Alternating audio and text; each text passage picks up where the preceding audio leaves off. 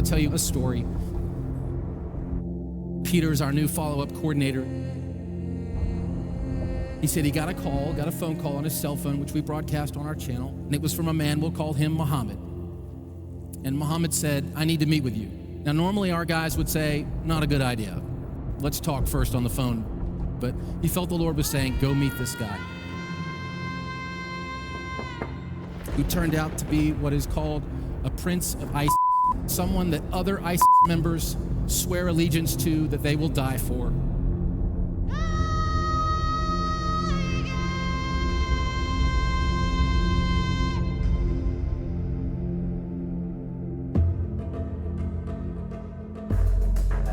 The prince was a religious person in ISIS, and they considered him like a leader who teaches the Quran. He taught people how to memorize the Quran and urged them to jihad. I grew up under radicalism. I was raised to take back Islam to the era of Muhammad, the era of power and conquests.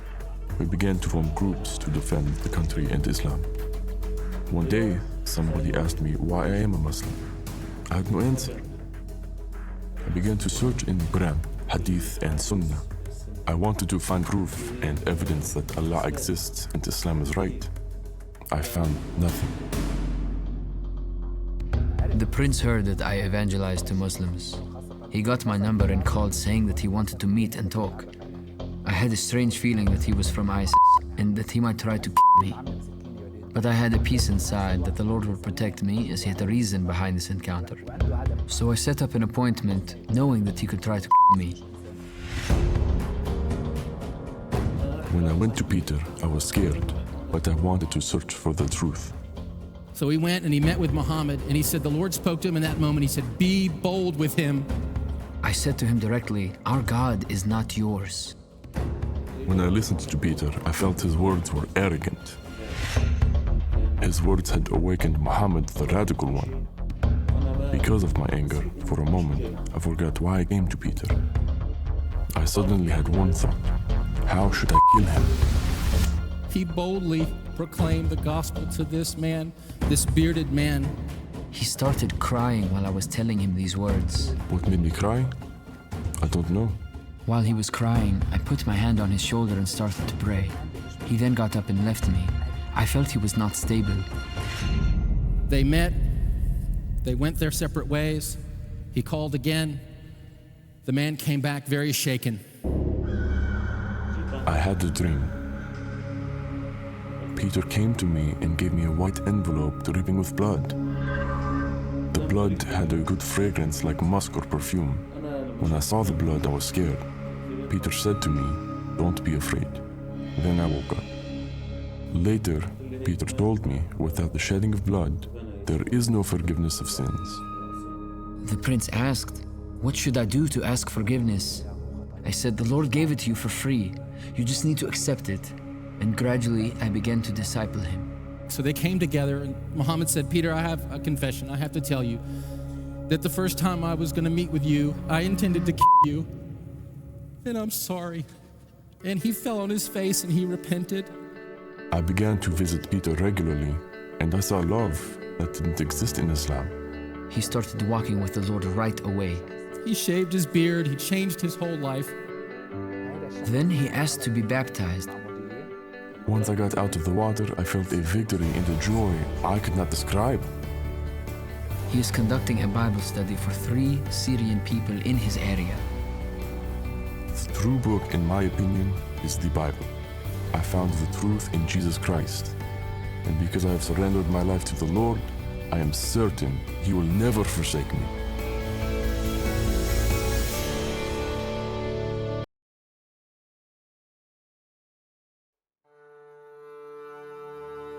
A crowd started to gather. The men were chanting in Arabic, Allahu Akbar, Allahu Akbar. And my father and I, as I was holding his hand, were pushed to the front of this crowd. In the center of this crowd was an Arabic woman, dressed just like this, and she was tied up and she was sitting on a box. Next to her was an Arabic man, and he did a traditional Islamic prayer on the floor. And he got up from the floor, and from his side, he pulled out this very long golden sword and he beheaded the woman. My legs are shaking and my heart is going fast. And my father said, if you don't listen to the teachings we're instilling in your life, this will happen to you one day.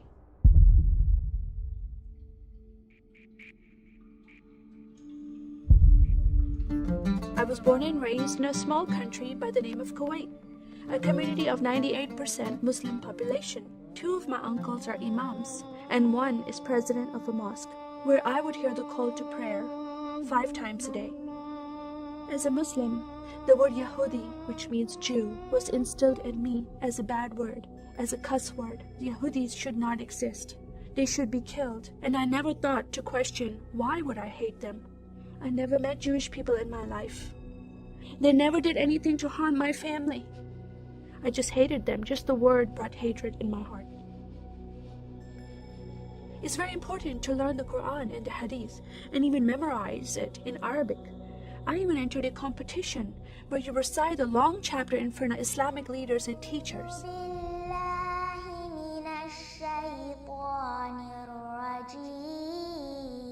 And I came 2nd place. I thought I did a good job. But my father said, no, that's not good enough. Most of my life for me, it was alone, by myself, broken person, in need of love from my family, but I never received it from them. I tried to experience this love from Creator God, from Allah. In my prayer times, I lifted up my hands and I cried out to Allah for help. Please have my father stop beating my mother. Please have my father stop beating me. But no help came. God is not a personable God to Muslims. God doesn't say, I love you. Saddam Hussein forces came in the middle of the night and invaded the small country of Kuwait. And then they came to my city and they destroyed property and they looted people's home and they stole possessions and they killed the men and they raped the women. Then we were granted asylum status to stay in the US. My grandmother suddenly got very sick. She had a heart attack and she went to the hospital. And 2 days later, she passed away. I was devastated because I lost my best friend. And this lady approached me and asked me if I was okay. And I said, no, Paula, my grandmother died. And I just started to cry again. At that moment, I was hurting so much, only crying helped. And Paula came to me and put her arms around me and she gave me a hug.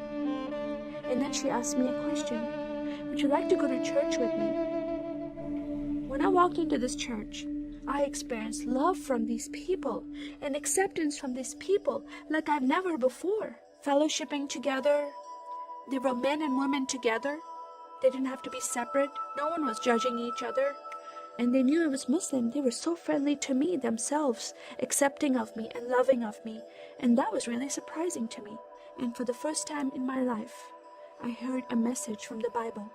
He started reading the message about Yeshua. When he walked into the synagogue, he was given a scroll from Prophet Isaiah, and he opened the scroll and he started reading that scripture. That the Spirit of the Sovereign Lord is upon me, because he has anointed me to preach the gospel to the poor. He has sent me to heal the broken heart and to proclaim liberty to the captive and freedom of sight to those who are bound, to proclaim the year of the Lord's favor. First time I heard these words of freedom and healing and liberty. I'm desperate to be freed from bondage. I was held captive in Islam and I wanted to be freed from that. I was blinded with so much hatred in my heart. The darkness broke from my eyes. The veil came off my heart. I knew the decision I was making to leave Islam is a big decision. By Sharia law, Islamic law, it is death penalty. But I'm desperate to know a living God. In that day, I gave my life to becoming a follower of Jesus. This is the God of Israel, God of Abraham, Isaac, and Jacob. And the nation of Israel is God's heartbeat. And I said, God, forgive me. I did not know I hated your people. I love the Jewish people.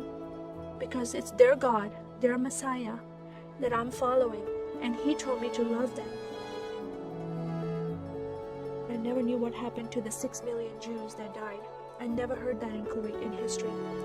Now that I met Holocaust survivors, I know their story, and I shared my story with them.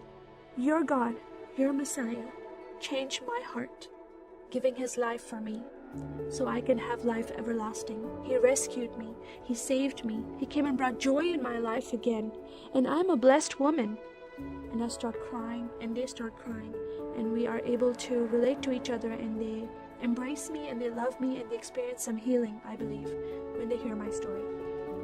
That is a privilege to have that in my life. I am one for Israel.